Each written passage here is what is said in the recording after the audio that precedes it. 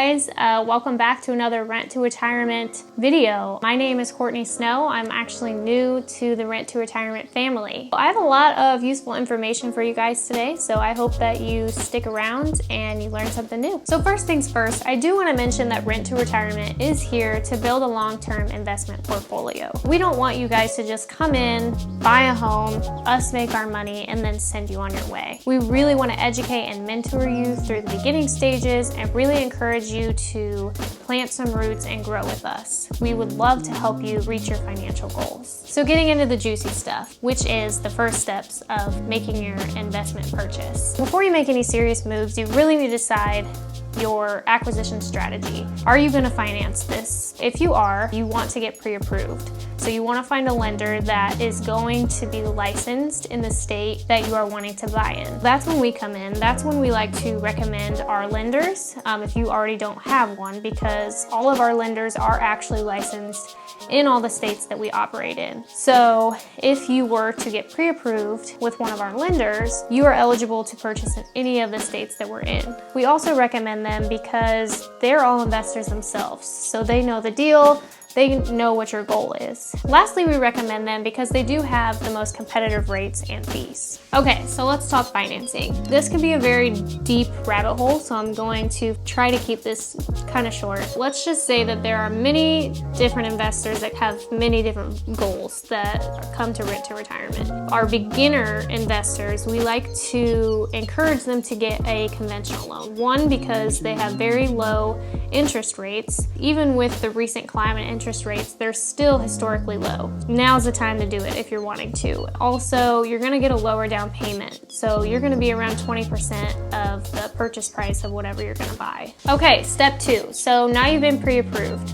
Once you're pre-approved, you do want to send us your pre-approval letter. This does 2 things.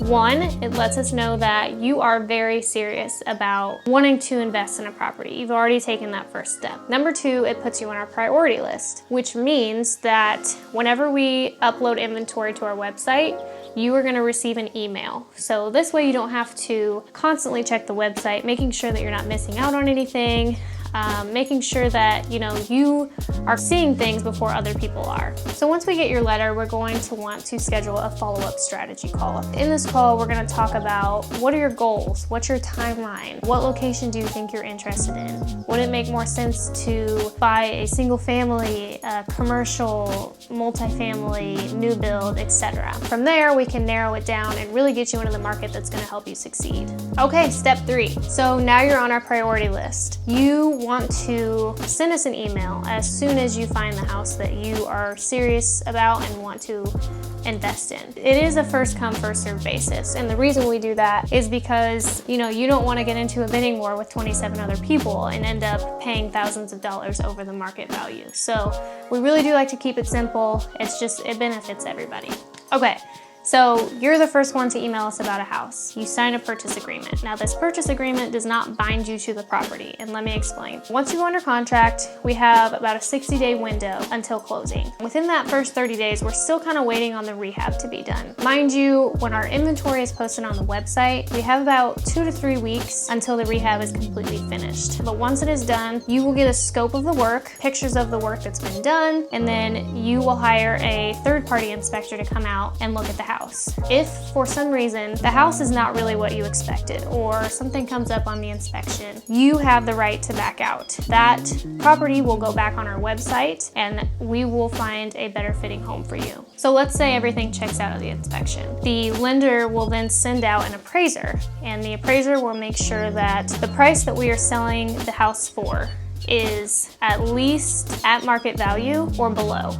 And if that's good to go, we just wait on the clear to close from the lender, and that takes up the rest of our 60 days. So by the time you close, we do like to have a tenant in place. That is not the case 100% of the time, but that is our goal. And if the tenant is not in the home by the time you close, there will be one very soon, because high tenant vacancy rates are just not a problem we're having right now. So the average leasing time right now is 18 to 21 days. The average occupancy time is 3 to 4 years, which allows us to consistently achieve between 2 to 4% vacancy. When you close, you'll also get a contract with a property management team as well for 1 year. So you've made it to the final step. Congratulations. Although we don't like to think that there is a final step, because we want to continue to stay engaged with you and build that portfolio over time with you. A lot of investors will come in and say, well, I want to buy one investment property. We try to explain that one is a higher risk